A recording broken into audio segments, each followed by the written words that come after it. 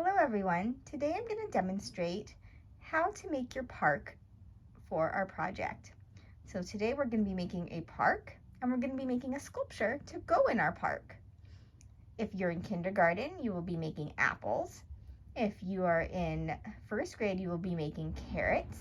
If you are in second grade, you'll be making donuts. And if you're in third grade, you'll be making a plate of spaghetti and meatballs. So while you're making your park, I want you to think about where you want your sculpture to go. Here I have the example of the apple, and it looks really nice right there. And remember, these are larger than life sculptures, so these are pretty big sculptures compared to your park. So I have it either going here. You can put it in the water if you'd like. Just think about, as you're designing your park, where you want it to go. Think about what you want in your park. Do you want your park to have flowers? Do you want it to have a pond? You don't have to have a pond in your park if you don't want to. Anyway, today I'm going to demonstrate how to make kind of the basic park that I have right here. And I designed my park so that my sculpture would go right over here.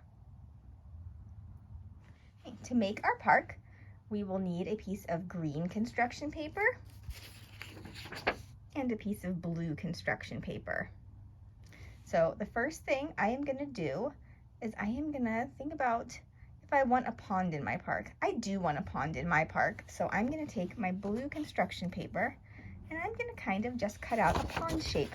Now, if you want to, you can draw your pond first and then cut it out, or you can kind of just make a shape as you go. You know, ponds can be any shape.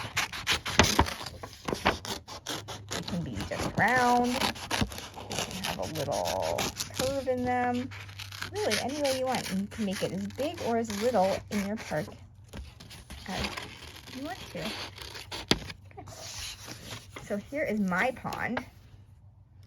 And since I wanted my sculpture to go over on this side, I'm going to think about that.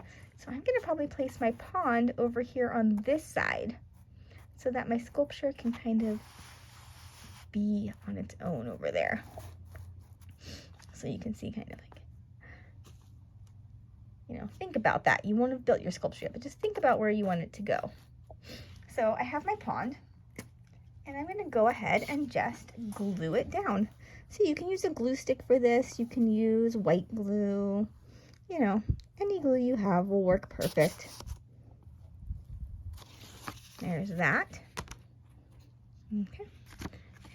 Like I said, I want my pond to kind of go like right here.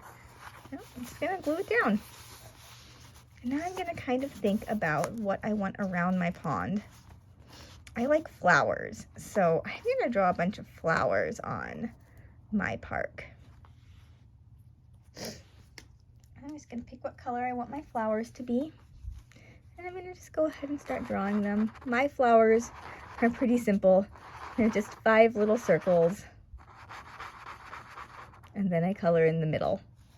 So I'm going to just kind of think about where I want flowers to go here. And I'm going to just go ahead and draw flowers all over my park.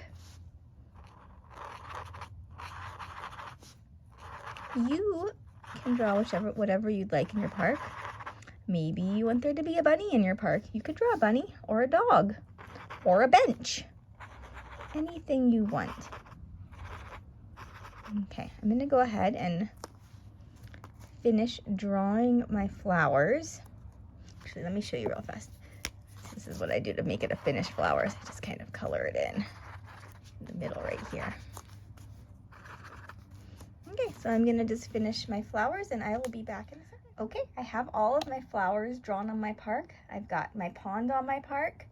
My park's all ready to go. Now, here's one of the most important things. Don't forget to write your name on your park.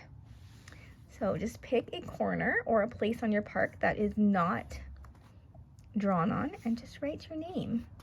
So I'm gonna go ahead, I want you to write your first name and the initial of your last name.